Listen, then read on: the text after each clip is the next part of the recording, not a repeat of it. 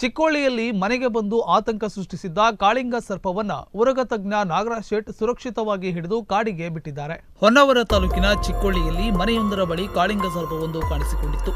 ಕಾಳಿಂಗ ಸರ್ಪವನ್ನ ನೋಡಿ ಮನೆಯವರು ಮತ್ತು ಗ್ರಾಮಸ್ಥರು ಆತಂಕಕ್ಕೆ ಈಡಾಗಿದ್ರು.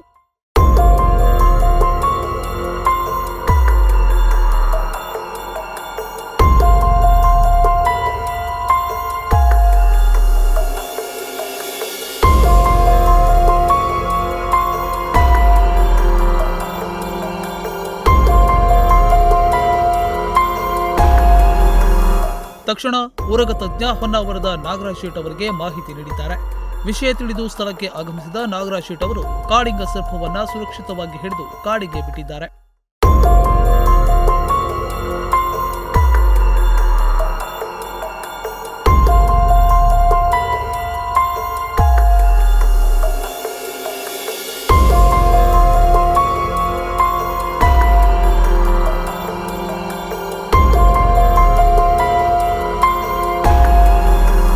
ಕಾಳಿಂಗ ಸರ್ಪವನ್ನು ಹಿಡಿದ ಬೆನ್ನಲ್ಲೇ ನೀಲಕೋಟ್ನಲ್ಲಿ ನಾಗರಹಾವು ಕಾಣಿಸಿಕೊಂಡಿತ್ತು.